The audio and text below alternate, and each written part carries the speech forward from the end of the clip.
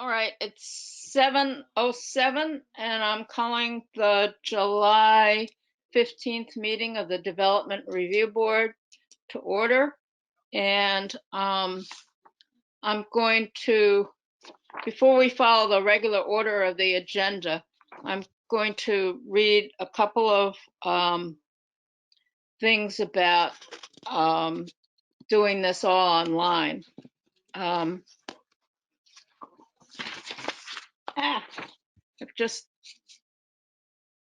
Okay, everyone should mute themselves except when they want to speak. And I will try to keep track with Andrew's help of who wants to speak. If you have a question, you can raise your hand and I'll try to keep track of questions. But if you want to use the chat box, please do your message to everyone and Andrew will let us know that somebody has a question. We're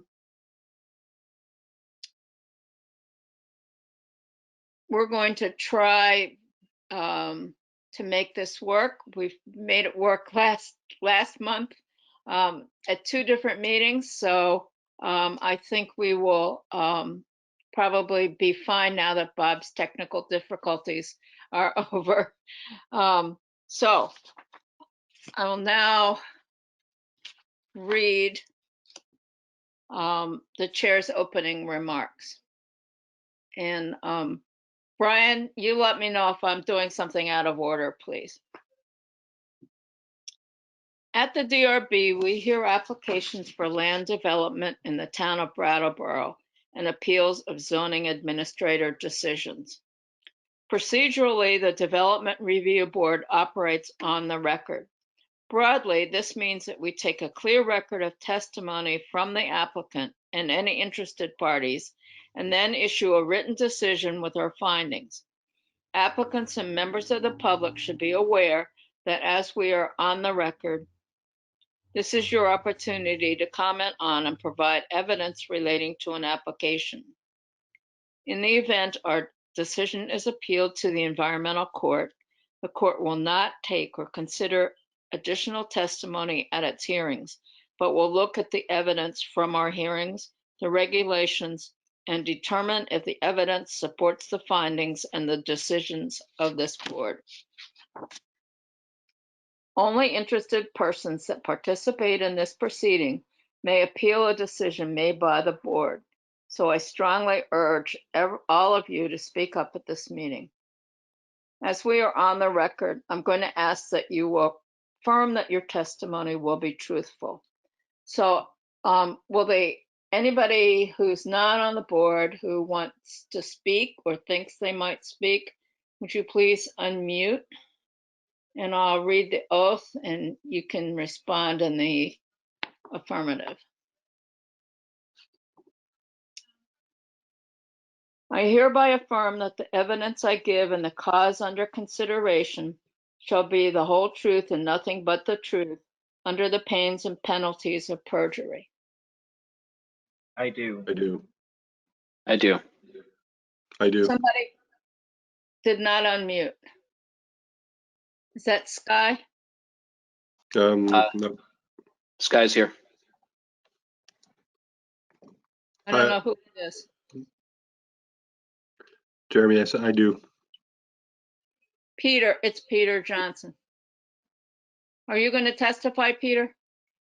I wasn't planning on it, but sure, I do. Okay, just in case. Sure. All right. If you can now mute yourselves again, please. Applicants require a majority of the full board to succeed. That's 4 votes out of 7. Now I have to say that we only have 5 people on the board right now and no alternates. So you need to convince at least 4 of us.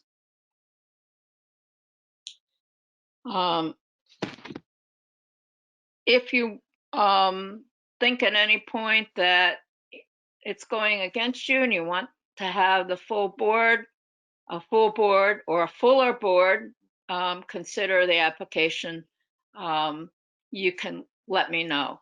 But I don't know when we will have a fuller board, so just so you know. After taking testimony, the board will close the public hearing and may vote on your application. The board will issue a written decision within 45 days of the close of the hearing. While we may vote on the application, it is the written decision that controls the timeline for appeal. It should be noted that the town of Brattleboro is a party with an interest in land development applications.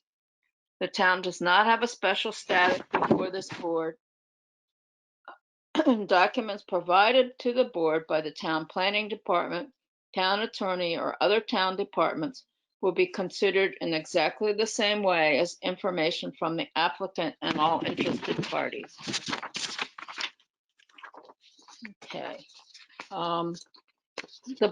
If the board wants to unmute right now, we need to have approval of the minutes of June 24th. If somebody would make a motion. I move that we accept the minutes from April. I'm sorry, I lost the date. It's June July 24th. 24th. June 24th. June 24th. We had two meetings. I got confused. Okay, there's my motion. That we accept the minutes. Second. Thank you, Nora. All in favor of approving the minutes? Aye. Aye. Aye. Okay. Michael, we've lost your video. Uh-oh. He's there. I mean, I know you're there, but. Okay. Does anybody have any conflicts of interest? No. Not me. None. Okay. Has the meeting been properly warned, Brian? Yes, it has. Okay.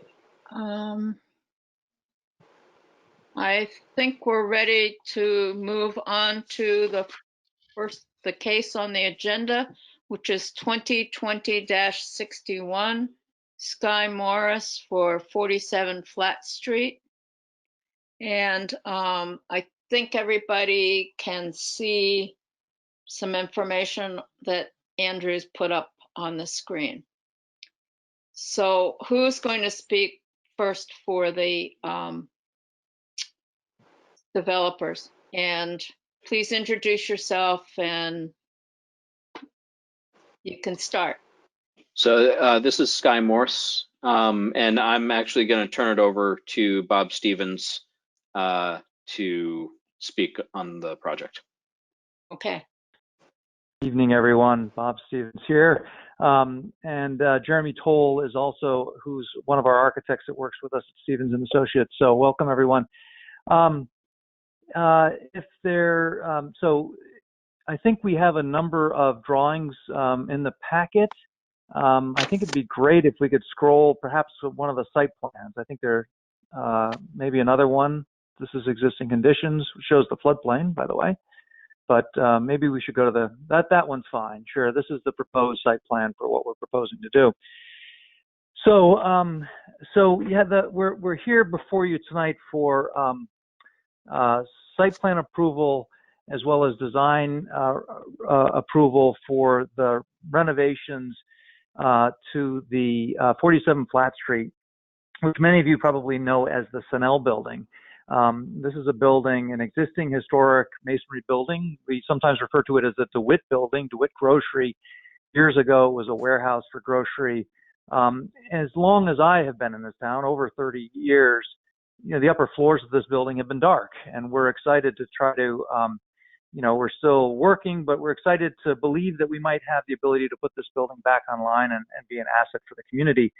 The plan that's before you is to do a full gut renovation of the building and create 15 housing units on the upper 3 floors and turn the first floor into a co-working space. So the units are they are income eligible apartments that we're working towards. They would be sort of small studios that would be suitable for single persons that make somewhere between $20,000 and $40,000 a year. It would be obviously a great asset to bring more people down into this area, just in terms of activating it and being a contribution to the downtown economy. The first floor, which we've been working on for some time, we envision as a nonprofit co-working space. So, as many of you know, a large portion of our economy now is the gig economy. Some estimates up to 25% of our economy, and one of the, I should say, once we're past COVID, one of the assets of a community to be able to bring those folks together to provide supportive services to perhaps grow and accelerate those businesses is to have a co-working space where there's infrastructure and meeting rooms and collaborative programming that can happen. And we're in conversations with others within the community to provide those supportive services. But this we envision as being a space to house that and really, get a group of people that might go to that place every day and provide some activity and livelihood on the street. The third piece that I'm going to mention that is not before you today, we're also working with Peter Johnson. Part of this project is to get access, site control for the land between this building and Emerson's Realty, which is the building in the back, and then the snow block for the potential to build a park. We actually, all parties, Peter Paggi, I think, is on the call. Peter Johnson is on here. All three entities have had a discussion and a desire to see green space between these buildings as both an amenity to the town and really to sort of change the character of the street and even help, the Emerson's Realty to create in some ways a second front door. We're still working on financing and trying to fund that, but this in many ways is the first step towards being able to see that realization. We have more work to do, but we're taking a step in that direction with this project. So that's the project. If I can talk about the design for a minute, is it possible to zoom in on this plan somewhat? I know it's there, but I don't know if people can see it. Yep, give me a sec, please. Sure.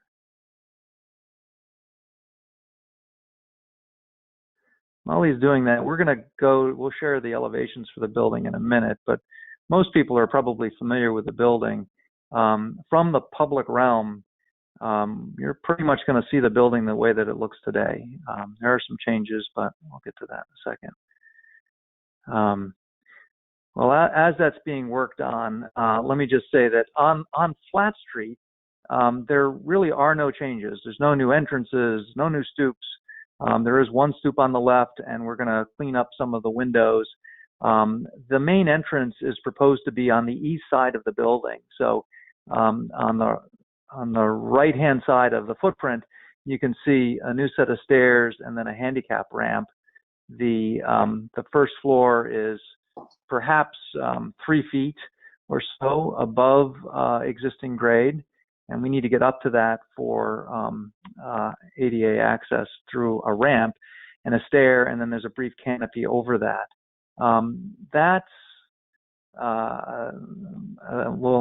keep talking, and you guys can go back and look at those drawings. I apologize. I gotta do something real quick, but I'll be zoomed in a sec. No problem, Andrew. Keep going. So the site, the improvements to the site, the changes to the site are those stairs, the ramp, and then because we're sort of building a small bump out on the right side of the building, we're also able to add a little bit of landscaping between those stairs and the street, trees and some shrubs against the building. And then there's a sidewalk that leads up to that. There we go. We're zooming in. That's great. So you can see a sidewalk on the right side, the stairs, the ramp behind the stairs, and this is in many ways an interim condition because we need to maintain access to a loading dock on the Emerson Realty's building until the park is fully funded. If you move that little bubble to the right, go to the right a little bit, you might, right there, that's the loading dock. So we got to get trucks to that, which is why we're trying to keep tight to the building with all the rest of the stuff. And at some point, you know, when the park comes, that loading dock will be repurposed and perhaps as an entrance to the building. So the changes are, you know, exterior on the site are those, as I've described, east of the building, north of the building, behind the building. There is currently a one-story shed addition and then a loading dock on the left. We're tearing all of that off. So where the blue dot is now, that's a one-story office. And if you slide that blue dot slightly to the left of there, right there, that indent is a stair tower. So one of the code requirements is us to have two stairs, two means of egress out of the building. It's a fairly small footprint in order to get in what we're trying to do. We have one internal staircase elevator, and then this rear staircase gives us our second means of egress up throughout the building and also access to the roof. We have to have a compliant rise-run stair to get to rooftop equipment. So those, yeah. If I may just interject, I think it's worth noting that aside from the front entrance ramp, which is required for ADA access, we will not be changing the footprint of the existing structure, other than taking out some of the loading dock, which is in a dotted line outlined to the left of the dot. Yeah, so right now there's a loading dock there, concrete loading dock, that'll be removed. And then as Bob mentioned, there's kind of a shed structure addition on the back. And so we'll be basically tearing that down, but building something else in its place. So the actual footprint of the building will in fact be a little bit smaller because of the removal of the loading dock. So just a couple of other details, and I saw in some of the review comments questions about garbage. We're managing the garbage with a garbage room in the basement. We also have bicycle storage in the basement for tenants, and we're adding a bike rack really for the public to this on the site. Outside, I think it shows perhaps in the rear of the ramp on this, but it might be better served to be located towards the street because it's a fairly deep sidewalk right in the front of the building. On the roof, we are adding a penthouse because at this point we're headed towards a new insulated, new envelope and electric heat pumps, and we want to put equipment up on the roof, but we'd like to shield that. The building is a 4-story building, but you can still see the top of the roof from the top of the parking garage and probably from Elliott Street. So we're trying to do that attractively and be conscious of noise from electrical equipment on the roof to manage that. If you look at on this page, the shaded area, I want to talk about floodplains for a second. Right on the bottom of this drawing, there's a dashed line and then shade. That is, the dashed line is the boundary for the 100-year floodplain. The building is not in the 100-year floodplain, but it's very close, as it turns out, and which means that we don't strictly need to, we have an elevation certificate that we published, but we don't need to get, floodplain approval. It is within the 500-year floodplain. So, and when Irene hit, it was under 30 inches of water. So we are incorporating the flood proofing requirements as part of this project with floodgates over all the basement windows and sump pumps and standby power for the pumps and drains, and really trying to make the building more robust in the event that we get a flood that is higher than the 100-year floodplain, because we want to protect our investments. And from I guess last part from design, from a sustainability standpoint, again, we are studying, we are looking at essentially an electric building, a more efficient building, but at the moment, we've looked and made provisions for solar on the roof, photovoltaics. We will have a very efficient building and something that operates efficiently for a long period of time, but that's still to be determined. We do have, I want to go to the outside of the building in a minute, But one of our funding sources is federal historic tax credits, actually, and state historic tax credits through the downtown program. So everything about the design that we're going to share with you about what's happening to the outside of the building is within review, and we have an independent historic consultant who's looked at the changes that we're making to keep that in compliance with the Secretary of Interior standards for historic renovation. So to talk about that, if we could switch, there should be some elevation drawings that we filed, and they're not site plans. Let's see if those are in this list. Going down, oh, I see one at the bottom of that on the left. They'll pop up in just There a we sec. go. There's a little bit of delay on my end. Gotcha. Yeah, that's it. So this is the front of the building. And other than a couple of those windows on the left and right that are boarded over, that is the front of the building that exists today. You can see there are really no changes. There'll be some floodgates hardware over those basement windows, but we're keeping it essentially the way that it is today. The door that you see, that's the current door, will be operable, but won't be the main entrance. That'll be for what we'd like to do is to have some outdoor seating, cafe tables on the sidewalk for folks who might be doing internet work and want to sit outside on a nice day with some coffee. So they'll sort of use that door to get in and out of the more common area of the co-working space. I would point out the new stair tower and the penthouse on the roof, but this is an elevation drawing. If you're standing on the sidewalk, you'll see a little sliver of that because of the angle of your view. You have to get pretty far away to see what you're looking at here. This is as if you were, it's a blank page. We have looked at that perspective, that 3D perspective, and I think you only see a foot of that penthouse because it's in the middle of the roof. And so you're going to see the edge of the building, and it really recedes from view. If you want to drop down to the next one.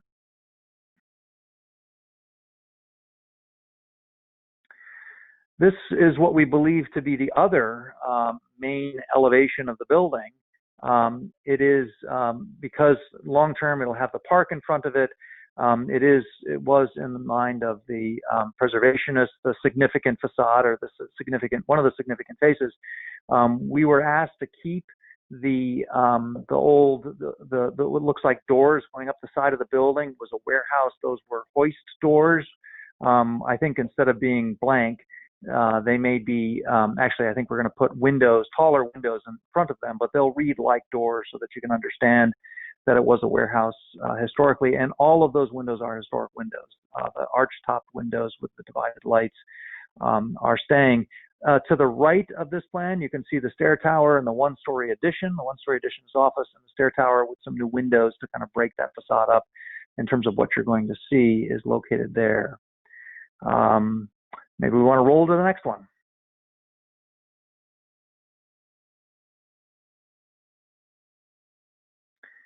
All right, this is the back of the building, and here you can see the one-story addition, the stair tower, and some new windows. So the top floor was added at some point in the history. It never had any windows because we're adding housing. We need windows in that space. If I remember the comments from the design review committee, they had some concerns or suggestions about the blank look of the windows and the blank look of the stair tower in the back. And I think, we've talked about that. A couple of things. One is that, this view in particular is pretty limited. Nobody, where you're standing is the back of Peter Johnson's building. So if you're in his building looking out, you might see this blank wall, but more than likely you're going to see the windows on the side of that stair tower. But we think that we can add, some detail to the top of the tower, a cornice detail. This is very similar. It's a clapboard-sided stair tower that goes up the back of the building. There's one just like it on the back of the Brooks house. There's, a little bit of ornamentation on the top. To keep it fairly simple, though, we are required by the historic tax credits to differentiate from any historic fabric. Our approved plan requires that we show things clearly different from what is historic to avoid confusion. So the windows are purposely 1/1 instead of divided lights.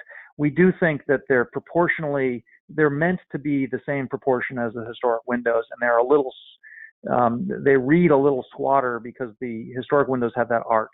And I think they're drawn a little wider than we intended, and they don't have a full sill. So the sill and the arch makes the other seem taller. So we thought that it would help with all of these new windows to add something. We can, if we keep them as 1/1s without divided lights, I think we can meet the historic requirements. But we'd like to add a thicker sill and add a slightly taller window and slightly narrower window, so they're of the same proportion as the historic windows, and we think it'll just read a little better as well, a little less blocky. So a couple of changes in this to sort of try to clean up some of those comments and concerns we've heard. And if you want to roll along to the next one down the line, look at the west elevation. So this is what you see from the parking garage and the alley that feeds Insight Photography, or used to feed Insight Photography, and other things. So again, new windows. Those windows will be tweaked a little bit to read more proportionally in size. There's a new door. The bottom of the stair tower needs to exit from grade, so where that loading dock used to be, there's now a door that exits at grade as a means of egress. We specifically looked at windows and glass in this area to maintain visual surveillance so that people who are living in units or working in those offices will have a line of sight out into that area to sort of keep it more safe and secure. You know, if there are people hanging out, we don't like to have dead areas out of sight to try to minimize sort of bad behaviors. Yeah, it's a fairly simple building. We're trying to respect the lines and tradition of an industrial building, keeping any modifications we make plain, consistent with the character of the downtown. There's a lot of downtown buildings that are brick with little additions that are clapboard, and be simple about what those changes are, so you can kind of read the historic fabric, even though you're seeing the changes that we've made overall. Maybe, I don't know, is there one other drawing? I see one more drawing down there, but I don't know what that is. That looks like the same thing. Sure, maybe we should go back to the front. We can look at the front of the building. I don't know that I have a whole lot more comments on the building. I do want to just run through the, There is quickly. There's a perspective view, I think, on the cover sheet of our submission that has that 3D view that kind of shows you the penthouse kind of, I guess it's not in this. Yeah, I don't think we included it, Jeremy. Yeah. Okay. Yeah, that's true. That would have been a better one to look at, actually. Yeah, good point. If I could share my screen, I or thought Jeremy, we submitted it. We did that. submit it in our packet, I think, but it's just not in this presentation. Yeah, I do have that image. Give me a sec. I'll get it up on the screen. Great, wonderful. While you're doing that, I'm just going to run through the criteria for land use approval quickly, just to hit on those. So from a compatibility standpoint, this is an existing historic downtown building, and as you can see, we're trying to maintain that, and we think the character is very consistent. Vehicular access and circulation, guess what? No cars on this one, and no parking and loading. So we're really pedestrian oriented and utilizing the town parking garage and really trying to focus on pedestrian circulation. Landscaping and screening, you know, it's pretty minimal because we are an urban center and we don't really have any green space other than what we're adding. Slightly, it's fully impervious at the moment, and we're taking some of that away. Stormwater and snow storage is the same. Oh, there you go. That's an attractive view. Renewable energy resources, no change in blocking other buildings, and we think that we're moving all electric, and we may be able to incorporate some renewable energy in the building. Exterior lighting, the only lights that we're going to will be under the canopies at the doors, maybe some sign lighting. So we're going to ask for you to allow us to submit those components for approval to Brian later, because we just don't have those details for you tonight. But they'll be shielded cutoff fixtures and down any hooped sort of hooked lights for signage. So as we know what those compliance are. And signs, we haven't proposed any yet. I'm sure we'll have some signs that stay within the sign guidance when we get to that point down the road as well. So we'll be coming back in for administrative approval on the signs. I think that's all I have. Maybe I'll stop there and see if there's any questions.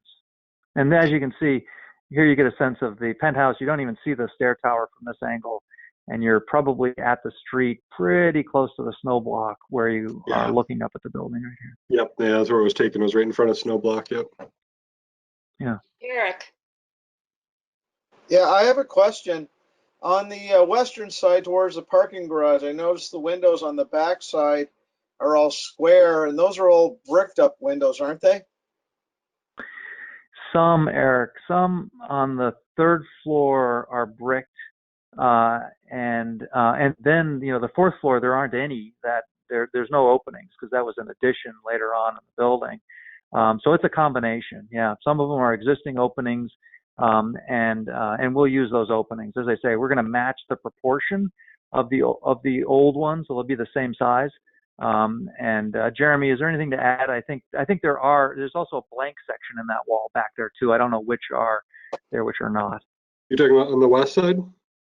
Yeah, on the west elevation. Yeah, I think it's a neat historical building, and I love the arch window, so that's my own personal preference. So.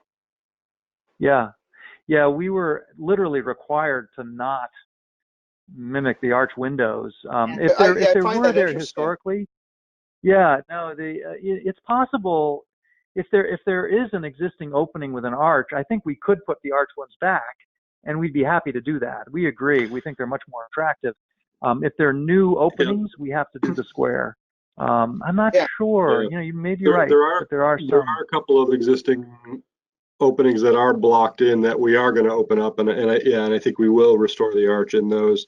Some of them may not be visible on the outside either. I think there's a couple existing openings on the north wall that go back into the stair tower. So we're trying to utilize those existing historic openings, even if it becomes a door opening into the stair rather than a window. So yeah, we appreciate those arches too. They're very nice, and so yeah, we're anywhere we can revive one, we certainly will.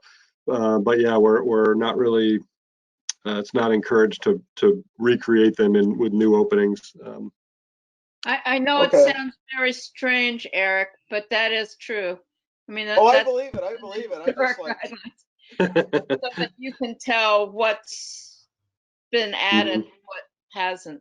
It's a neat old building. I've lived in Brattleboro my whole life, and I know it was the old DeWitt grocery building beforehand, and so yeah. It is a neat building. The old historic images of it are really, really interesting, and I'm really excited to have this chance to bring it back. I think it's the kind of fabric that's important to keep, and there's only two trajectories. If you use it, it stays alive. If you don't lose it, it's only going to continue to crumble. So that's all my questions. Anybody else on the board have questions? Michael, I can't see you, but your mic is on. Yeah, I'm way down at the beginning. You got to scroll over. But I do have one comment. Just looking at the windows, I think that making the sill larger might really help that out a little bit. Right. We agree. I think we're going to do that. We can do that actually.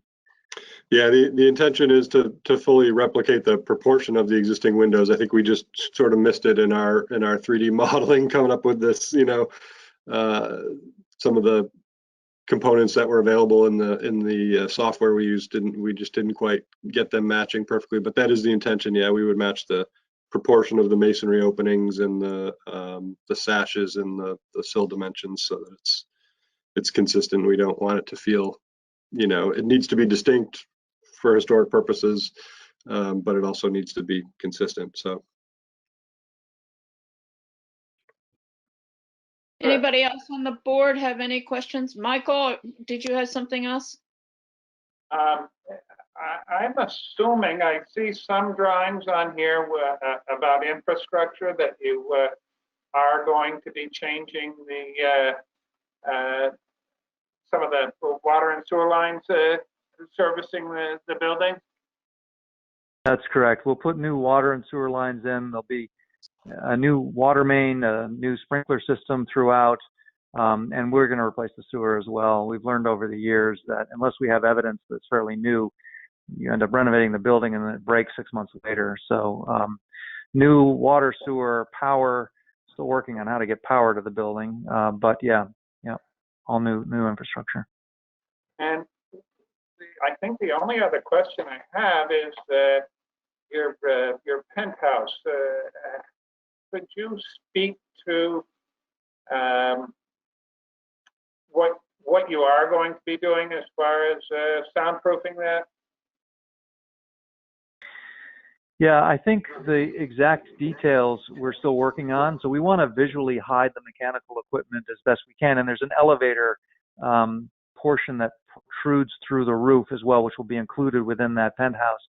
The soundproofing will depend on the actual equipment that's chosen and what the what the sound is that comes out of that. So every piece of mechanical equipment I've learned has a rating, and there's a recommended rating for residential areas, for residential units that are close. So first thing we do is we have to pick a piece of equipment. They have to size it so that it runs at the right fan speed, and they can pick different equipment and different fan speeds, so that can cut down on the sound tremendously. And then if, in fact, we need to soundproof it, most likely what we've done in the past is once we have walls, is there are sound, they're basically like blankets that you can purchase to hang on the walls and the ceiling to cut that down. Once you keep the rain off of it, you can actually add insulation, but it's just easier to, we're not planning on conditioning that space. It's outside air, and I should say it's not heated or cooled, and we probably will need a certain amount of ventilation to get into that space. So the sound blankets that are used are able to be, out in the weather, so to speak, and be more durable. But at the end of the day, there's a standard for that. I can't remember what it is. It may be, 50 decibels at the source, which 50 decibels is an annoyance if you're, you got a window open across the way, but it's fairly low. Decibels are a logarithmic scale, and I always think a vacuum cleaner 10 feet away is about 70 decibels. You don't want to live next to that. But 50 is, approaching kind of natural areas. And I'm speaking from memory. I'd have to do some research to confirm that. But I think what we can commit is that the mechanical systems will meet the code for sound in close residential proximity. That's the standard that we look towards. Yeah. Okay. I mean, it's just, it's really good to, pay attention to this stuff up front so you're not fighting it later. Yeah, no, absolutely. Yeah, I've been there actually. That's why we pay attention to it. Yep. Yeah, and that's why there is a penthouse, so we can deal with noise issues and even just to try to screen as much of that equipment as possible so people aren't looking down on it from Elliott Street, and from the parking garage. So yeah, that's really the intention, is to create an attractive environment for everybody who's got to look at that or is within earshot. Catherine? Oh, Michael, did you have anything else? And then Catherine. That was it for me. Okay, Catherine? Okay, I had to turn my mic back on. My question is to Bob. I've been looking at the 3D image that you have up here, which, thank you, it makes it a lot easier to look at other than the sheets. How much land space is between this proposed building and the snow building? Isn't there a space between them? Is that what you were talking about, green space?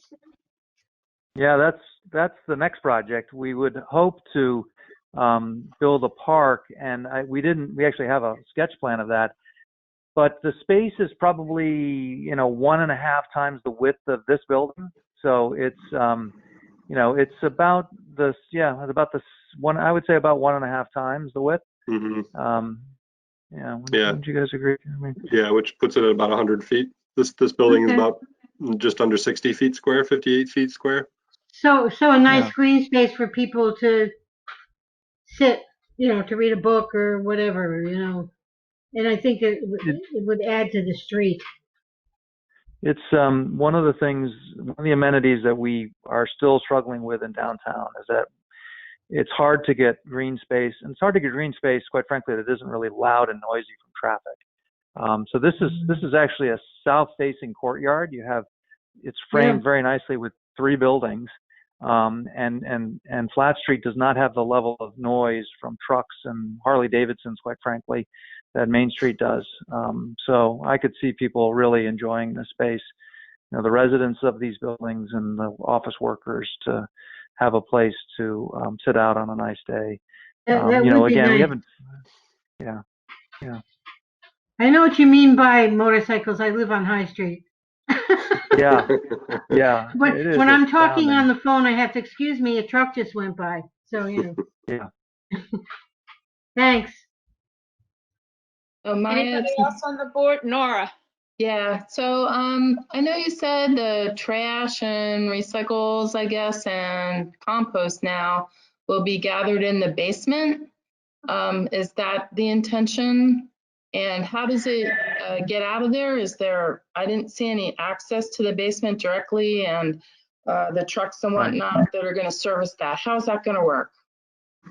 Yeah, so we end up in many of our buildings in urban settings having to have a trash room, and we use 55-gallon wheeled cans, and so the residents and the office workers bring their stuff down, put them in the appropriate cans, and then we have either our maintenance staff or a subcontract who wheels them into the elevator, out the elevator, and out into the truck on some regular basis. It's not, I think, Peter Paggi's on here, particularly with the composting. It is less convenient than having a dumpster somewhere outside.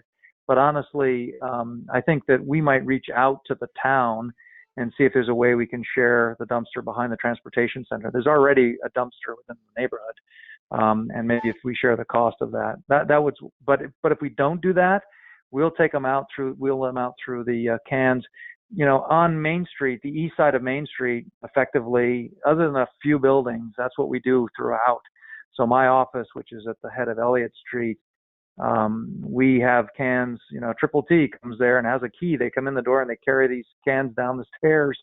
And I have a restaurant downstairs, no dumpster. They take it out at the end of every shift, every day, and dispose of it. It's just what you have to do. We do something similar to this. So the trucks will come in or go to that east entrance or the Flat Street entrance, or you haven't decided? Or yeah, I think they go to the east entrance because that's where the elevator is.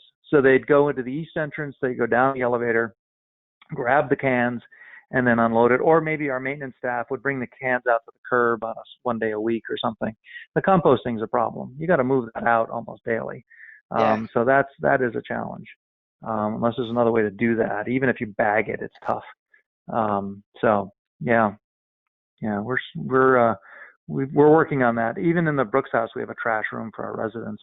So we have 23 units in the Brooks House. They bring all their trash down to the basement trash room, and then our maintenance staff brings it out to the dumpster every day. Thank you.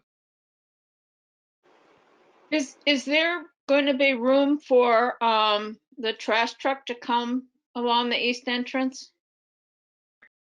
Well, there is now, but in the future, no. It would only be pedestrian on the east side.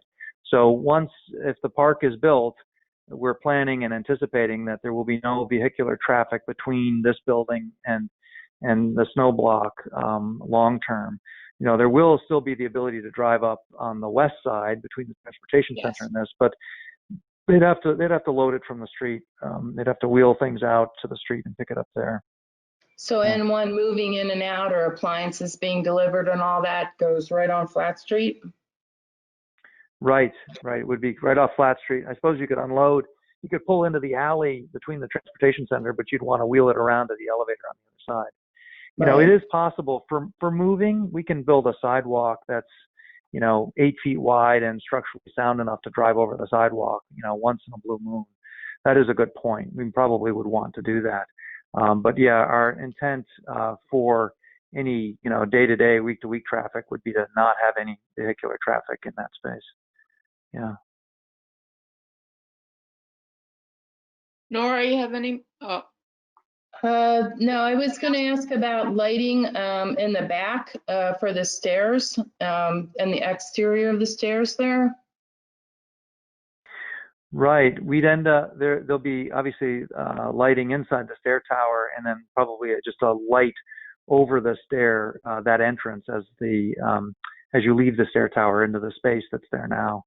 But I think it's pretty well lit in that alley. I haven't gone out there and looked at it yet. And I know that, Peter's got, entrances for the first floor, some of those really nice spaces where Insight Photography was and so on, in the Emerson's building. So, the intent is to have it lit enough to keep that as an attractive and safe and secure area. Andrew? Okay.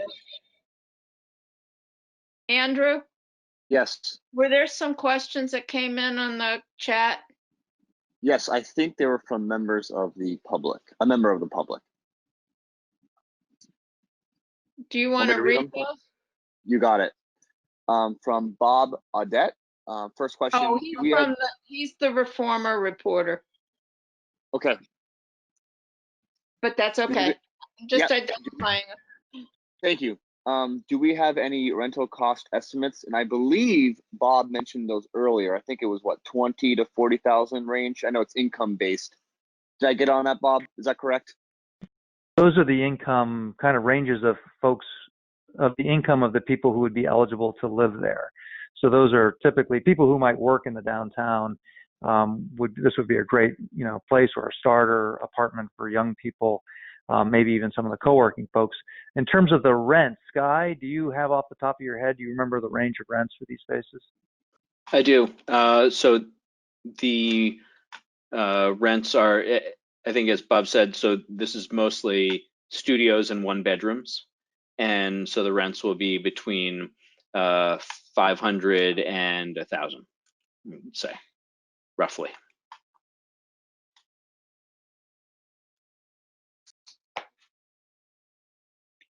Okay.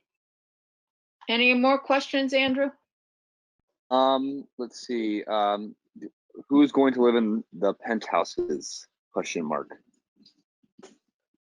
The penthouse is not a unit. Penthouse is just a mechanical, little square mechanical penthouse on the top. So really it's just the 4th floor, and that's the same as the other floors. Yeah, the 15 units are on those top 3 floors. That's where the squirrels. That's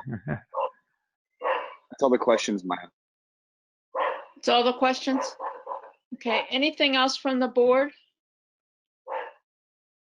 Anybody have any questions? Does anybody want to feel we need to go to deliberative session?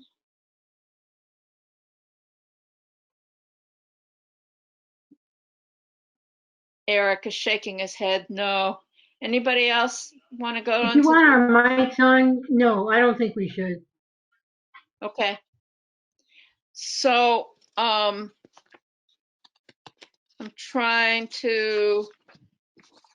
not as fast as doing this as James was, but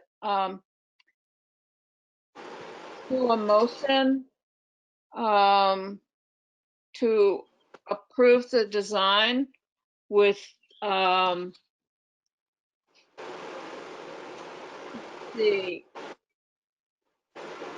improvements to the windows and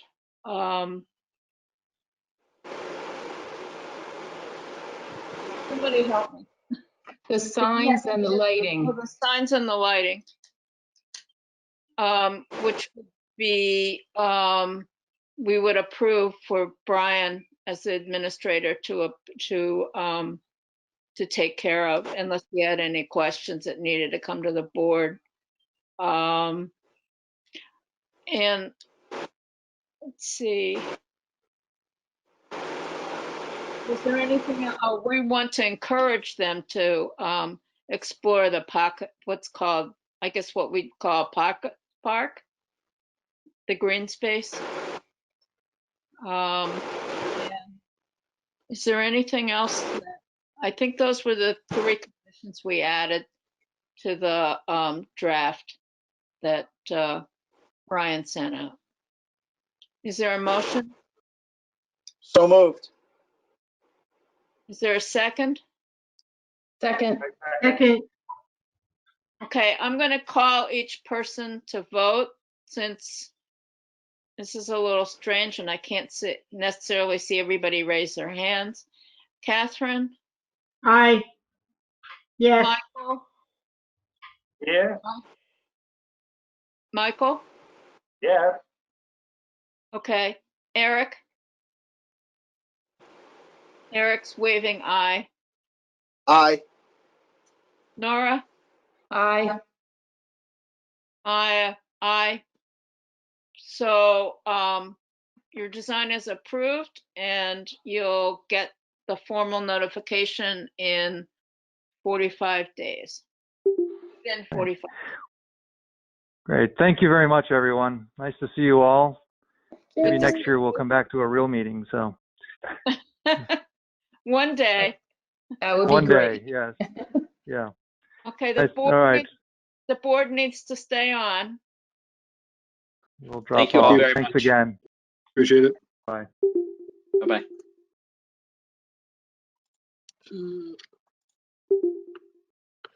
Okay, we have to have an organizational meeting.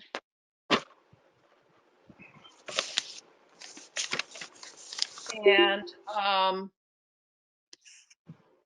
what that means is we need to elect a chair, a vice chair, and a clerk. I'm going to really quickly just end the recording. Actually, Brian, should this be on the recording? It probably should, or no? It should be recorded. Yeah, It should? record it. Okay. All right. Thanks. I just wanted to ask. Yeah, because it was always shown on TV before, so. Yep. Just confirming. Thank you very much. Okay. can we get rid of can we get rid of the drawing so that we can see everybody at the same time? Yeah, Hey. there we go. Yay! Okay. So we need to, as I was saying, we need to elect a chair, a vice chair, and a clerk. And so I'll open it for nominations. For chair. I would like to nominate Maya for chair. I second. Any other nominations? Hearing none. I would like to nominate Nora Dissinger for vice chair. Are there any other nominations? Eric, I second that. okay. And I would like to nominate Brian Banham as clerk. Can you do that? Yeah, I was told I could. What happened to you? we have to nominate Brian anyway.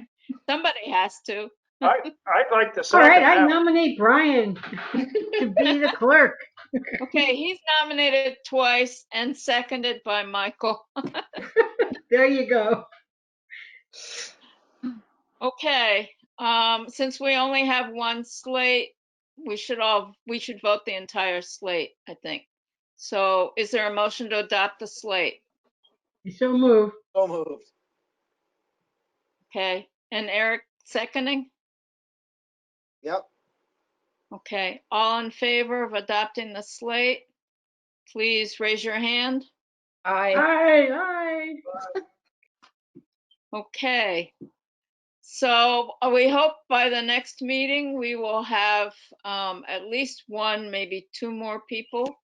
And we're still looking for 3 alternates. So So if I have, who is what? the person? Is Andrew? Is Andrew the one that was the really young guy that was on? No, Is Oh, he Ian, not? Ian, good you're now. thinking that Ian Goodnow. Yeah, is he gone? Yeah, he's He's on the on the select select board. board. He's on the select board. Oh, that's right. He can't do both. Sorry. Yeah, Hey, it's you too know, bad. since He's March, I haven't done anything, so I'm just sitting here going, "Oh yeah, that's right." I'm going to talk to Robin Sweetapple. She was interested, so she does planning. So good. Yeah, she's also on the design review committee, so yeah, good. I've known her for a while. And I've talked to Mary White. I don't know if anybody remembers who she is. She's thinking about it. So, but as I said, we need at least, I think 2 members and 3 alternates. Yeah, So, it's too bad I have somebody, but she unfortunately lives in New Hampshire. oh, That's an issue. I don't think that works. No, I'm saying she would be wonderful on the board, but Yeah. Yeah, you can't get her to move? no. Well, all right. So just think about it. And since we've lost both Ians and James and Right. Dave Whittle. So, Hey, James was looking for a lawyer for us. Did any of that come through? Yes, a We get lawyer has Miskovich applied. back. what did you say, Brian? A lawyer from his firm has applied, or she might be studying to be a lawyer. Cool. What? That's Ian. No, he No, has a whole school going in his firm. Man, they must read a lot at night. Mhm. so that would be good if she's interested in applying. Because I think we probably ought to have a lawyer or somebody with access. I agree. Yeah. Brian, did you say that they're doing some cloning in the basement there?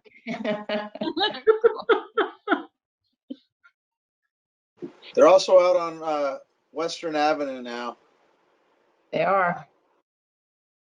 Well, they ran out of room in that building. You only can pack them in so tight. Yeah. So is our next meeting August the 19th?